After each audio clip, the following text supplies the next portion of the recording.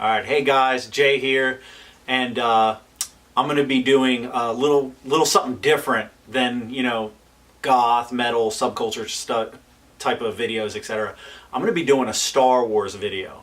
So there's going to be two parts to this video. The first part, I'm going to kind of tell you as the listener and the viewer, kind of my Star Wars story slash like Star Wars street credentials. And then I'm going to go into my review of The Last Jedi, which I saw today a few hours ago. So I'm going to be doing those. So first off, as a 30-year-old, I had it in the early 90s, around 1990, 1991. I was around 3 or 4. I had it where I was at my aunt's house and we watched Star Wars A New Hope. I'd never heard of Star Wars or anything. She played it and I fell in love with it. So I saw the first one, was blown away, and I remember she told me, there's 2 other movies, and then the next day we watched The Empire Strikes Back, and it was hilarious because I think everybody fell asleep, but I stayed up and watched it and I was like blown away. And then I was like, I have to watch the next one. So I'm not sure if I saw it the same day or the next day I saw it, but either way I saw Return of the Jedi and I was like, wow, I was blown away. So back then as a kid I would make like little paper like ships. I'd try to like tape things together and make like an X-Wing and all this other stuff. But I didn't have to do that for long because roughly around 1992 and 1993, that's when Micro Machines introduced like the Star Wars ones. So roughly around then, I got like my first set of like the Star Wars Micro Machines things. And then I remember Christmas of 1993, I got a whole ton of the Star Wars Micro Machines and stuff. And then later on, they came out with the bigger ones. And this X-Wing, this is actually from when I got it back in whatever, 93, 94. So I still got it. So I'm sure a bunch of you that collect a lot of the cool stuff, y'all probably have these and remember these and everything. So it's pretty awesome. So anyway, big fan of Star Wars then. And then in 1999, I was maybe 12, right before 13, and that's when I saw The Phantom Menace. And at that age I was kind of like, okay, this is, it's kind of cool. Like Darth Maul was cool, but it was a little childish, especially for me at that point. I was like, oh, it's more geared towards children, so it's a little strange to me. But then eventually, I saw the other 2 prequel films, and I know a lot of people knock the prequels, but for me personally, sure, there's, I like the original trilogy the most, but with the prequels I like the depth that Lucas at least tried to go in, especially with the Darth Sidious story. With him, you like watching him from a Phantom Menace to the Revenge of the Sith. It's really neat to see. I understand like the acting, dialogue, whatever, it's not the best and there's problems with it. There's a lot of room for improvement with some things, but overall I really like the story they kind of tried to portray, the political story of how would you say, the rise of a dictator in the form of Sidious, and how democracy fell and gave into a dictatorship. So I like that story, is what made the prequels legit for me personally. So anywho, years later, I joined the military. I was in the military, and then The Force Awakens came out, or was, rumors and all that stuff about The Force Awakens and all that stuff. And it's funny, I didn't really pay that much of attention because I was kind of like, okay, it's a little weird, and I didn't know much from research. I knew there were books, like the Expanded Universe books, but I hadn't studied them that much. It was a couple of coworkers that I worked with in the military. These guys were like Star Wars scholars. So under their tutelage, as a Padawan of them, I learned a lot about the Expanded Universe, learned a lot about the stories that go into the story after Return of the Jedi. So these guys had high expectations for The Force Awakens and what they were going to work with. Unfortunately for me personally, I watched The Force Awakens and I was quite disappointed. As a writer, I like to write novels and books in my free time. As a writer, I looked at The Force Awakens and I'm like, this is, A New Hope just rehashed. there were a lot of problems with it. There was a lot of character motivations that, you know, they're doing all this stuff. It didn't quite add up. Having the Star Killer base, yo, I'm being real. That was freaking corny. Like, are you kidding me? Like, after 2 Death Stars, you're gonna have a Star Killer base and have it be able, you know, to be destroyed by like the same manner as the previous movies. It was poorly written, and they didn't make effort at all. And I think the biggest struggle for me as a Star Wars fan is the fact that a lot of people that went to the movie were like, well, yeah, but, you know, it's Star Wars. And I'm like, no. Like, you know, Star Wars to me is like sacred ground. Like, if you're going to make a Star Wars movie, you better do it good. You know what I mean? I set a high standard for Star Wars. If you're going to make it Star Wars, you better make it great, okay? You better do your best to make it as good as possible. So I was vastly disappointed in The Force Awakens. And then Rogue One came out, and I really enjoyed Rogue One. Some people complain about the fact that you don't get the opportunity to get to know the characters that well. For me, maybe it's my military background or being a fan of military history, but I looked at it almost like a little bit of like a History Channel documentary or something like that.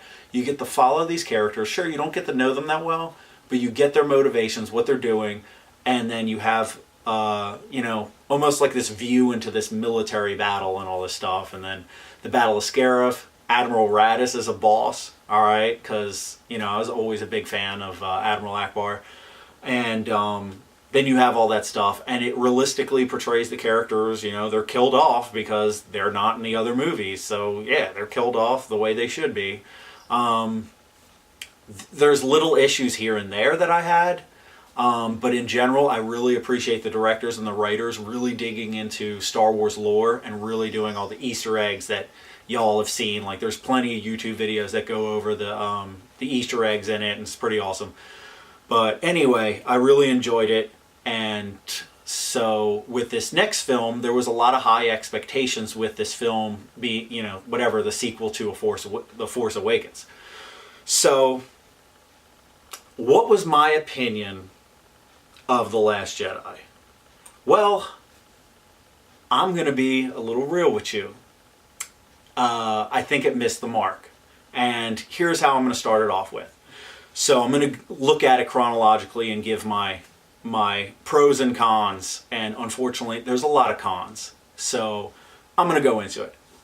The film starts off with this space battle going on. It kind of goes right after they take out the Starkiller base. And, you know, they made such a big deal about it. Well, apparently the First Order has tons of ships anyway, and they're vastly outnumbered, so they're screwed either way.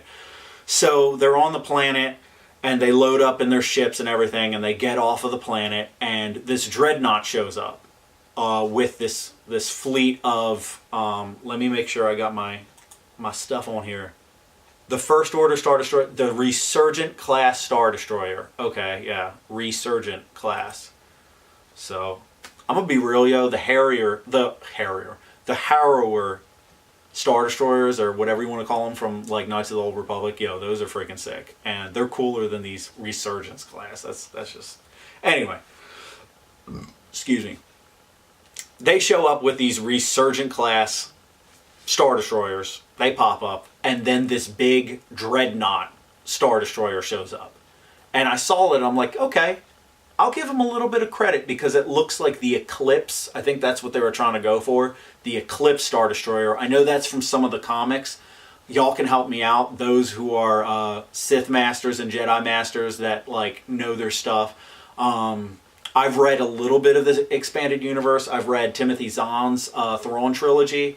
And I've done tons of Wikipedia research on stuff, but I'm not a grandmaster yet, like some of y'all out there. So you can throw out some facts and help out a little bit. But the Eclipse Star Destroyer, I thought they were kind of doing a little homage thing with that. So anywho, they have this dreadnought, and it's about to blow up the fleet and all this stuff. And so Poe Dameron goes ahead and takes his X-Wing all by himself and flies straight at it and starts blowing up its turrets and stuff. I'm like, okay, that's okay, you know, let's see how that works. And so and finally they send TIE fighters to go after him. The biggest thing here is the whole reason he's doing it is so that they can take bombers in and take out this dreadnought. Well, let's put it this way. If the dreadnought is a quarterback in football, right? Where's the line? You know what I'm saying? Where's his offensive line trying to defend the dreadnought? These resurgent Star Destroyers are all sitting there behind them, not doing a freaking thing. No, they should have moved up, created this defensive barrier, and then had all their fighters go in to try to defend it. They would have taken out those resistance bombers way before they would have came in. And of course they blow up all of them except for one, and then that one blows up the ship. And they had, before that, I didn't say it, but before that they have the whole Poe thing with talking to General Hux. And he's pretty much, I'm sorry, but that felt more like Guardians of the Galaxy than Star Wars. He's like making fun of his mom at the end.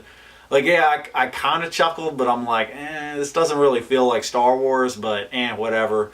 I'll let it slide. So anyway, there's no help. I'm like, what kind of trash is this? This isn't good military tactics. Take a look at, the Rebels series, okay?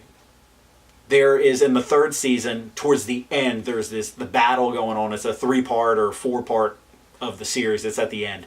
But you see Admiral Thrawn, and I know it's Admiral Thrawn, so he's like your Patton or Rommel or, your military genius. But they used intelligence in their tactics. You're telling me that these First Order people have no concept of military tactics? They can't defend their dreadnought? It was stupid. It's militarily stupid. So anyway, Kylo Ren got, chewed out by Snoke, who made him look like a wuss, and it's like, bro, why did you even go with this Snoke dude if all he does is talk trash anyway? I'm like, are you freaking kidding me? But he goes out and he takes a ship, which was kind of cool looking, but he takes a ship and starts hitting the main ship where his mom's on board, and then he goes to aim at the freaking bridge, and he doesn't shoot.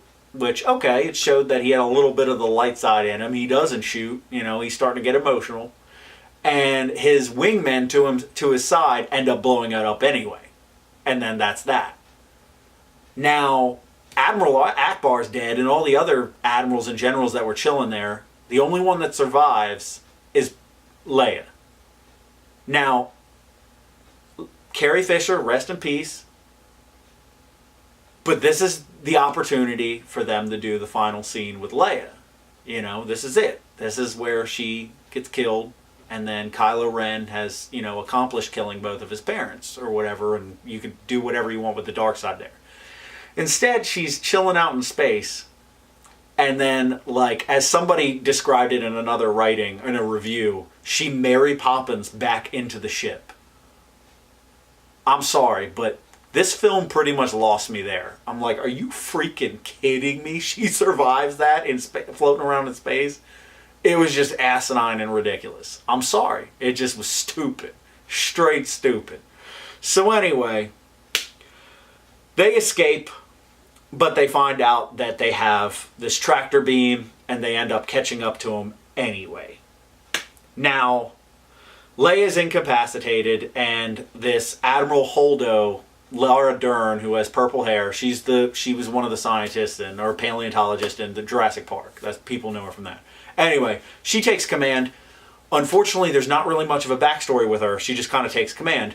And apparently, in a couple of books that have been written, they talk about how she has a relationship with Leia from Alderaan, and that they served together and they know each other for years, and of course the film doesn't go over that at all. So they missed that opportunity to at least give a little bit of a backstory.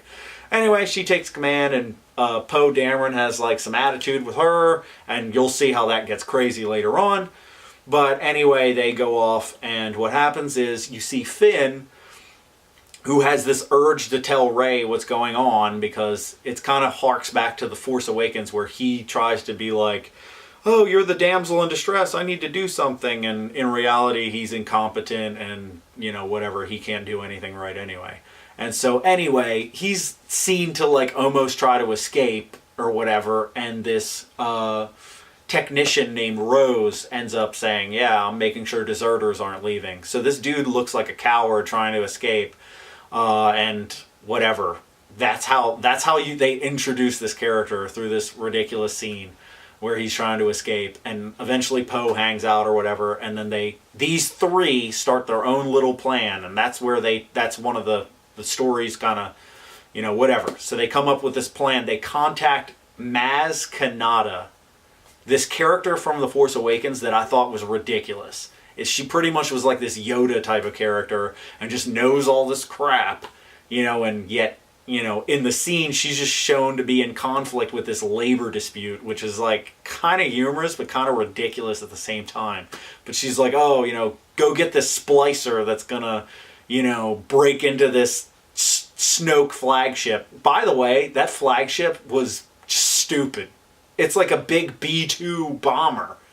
And it's this long-winged Star Destroyer thing. It's not practical at all. How's it going to land on any type of planet? It's just ridiculous.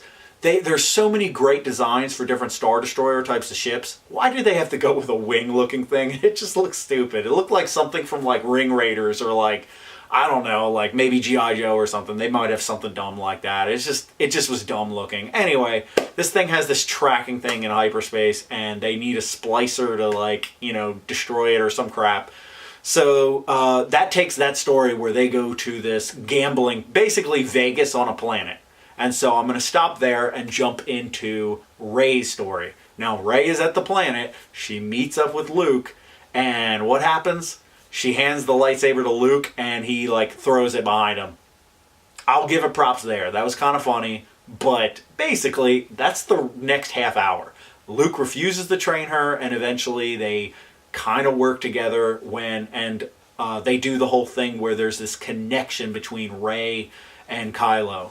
So they have all that stuff. There's a lot of like weird stuff and it's kind of just drags out. It drags out on the island. It has him like milking that weird sea cow thing, and it's like squirting the green juice. Like, what, are you freaking kidding me? What was that? So anyway, that happens. And eventually, like, Kylo talks to Rey, and basically Rey finds out that, Luke, like, attempted to kind of, like, put Kylo down because of his dark side, right? His dark side tendency. And he does criticize Rey, like, oh, you were so easy to go to the dark side and all this other crap. And that wasn't that bad. That was kind of whatever. Like, it's understandable, but it's like, you're not training her, so how is she not gonna, avoid the dark side anyway? It's like, come on, get real. Anyway, it has it where Luke confesses that, whatever, he was training Kylo Ren and saw that he could have been thwarted to the dark side, and somehow Snoke was a part of this. Like, where does Snoke come from? There's no background with him. How did Snoke even contact Kylo Ren? Like, are you freaking kidding me? What is he, like a diddler? The diddler in space, and somehow was coming after the kids in the Jedi Temple? Like, are you freaking kidding me? It was so dumb. But anyway, that ridiculousness. So anyway, basically Luke has it where he says, oh, I was going to put him down before, and all this stuff. And it's not Luke's character. Are you kidding me? Luke was willing to sacrifice his life. And that's why, to me, The Return of the Jedi is my favorite film. Because Luke is willing to sacrifice his life to, attempt to get his father, in the presence of the Emperor, to get his father to come to the light side because he gave a crap about him, and Luke's like, oh, this guy has the potential to go to the dark side. Instead of trying to, like, bring him to the light, he just tries to put him down like an animal. And that just isn't Luke. Sorry, that ain't Luke. So it was just kind of stupid. I didn't like it. So anyway, that's that. And Rey eventually, learns some things here and there. Learns how powerful she is in the Force. Okay, that's cool. Whatever. There's like the rock scene and all that stuff. The Porgs weren't that ridiculous. I thought it was going to be like childish, but I kind of like the scene where Chewie's like eating he's about to eat the one, but whatever. That it wasn't as dumb as it could have been. So, Rey ends up saying, yo, I'm going to just straight up split and I'm going to do something about Kylo Ren or whatever. And so she leaves, and that's that there. So I'm going to break off there and go back to the others. So Finn and Rose go together to this Vegas in space. They park their aircraft or whatever, spacecraft on the frickin' beach. That's the dumbest crap in the world. You do not want to draw attention to yourself. And they do that. Are you kidding me? So then they're in the casino. Now, Finn still got his resistance jacket. And she, I don't know if she's in a uniform, but it's like, that's pretty obvious. Are you freaking kidding me? You're in a gambling town. There's going to be bounty hunters, pirates, mercenaries, maybe even first order people. They're going to see them and be like, yo, there's bad guys. Let's capture them. And, or well, in their perspective, bad guys or resistance people, and try to capture them and get information. So that was ridiculous.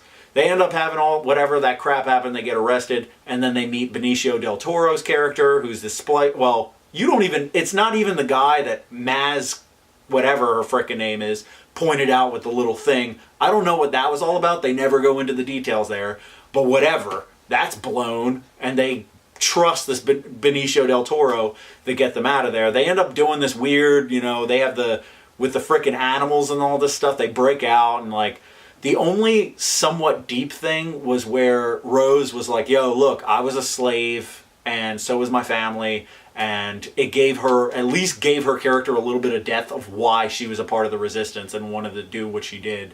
Okay, a little bit of some props there. They did the thing with the kids being slaves and being mistreated and the animals and all that crap. And then, you know, it kind of turned into like a PETA thing. And so they ride these freaking weird looking animals out into the field. And then that's that. They jump on the ship and go away. Well, guess what? Those animals you just left in the field, they've probably been in like behind bars or whatever in their little cages. They're used to being fed themselves. Now they're in the wild. They probably don't know how to feed themselves. And their masters or whatever are probably going to go out and capture them anyway, because that's probably where the field they got them. So whatever. Anyway, they leave. They got that thing. They go to frickin' Snoke's big wing in the air. And meanwhile, the whole time they're chasing after their the Resistance flagship.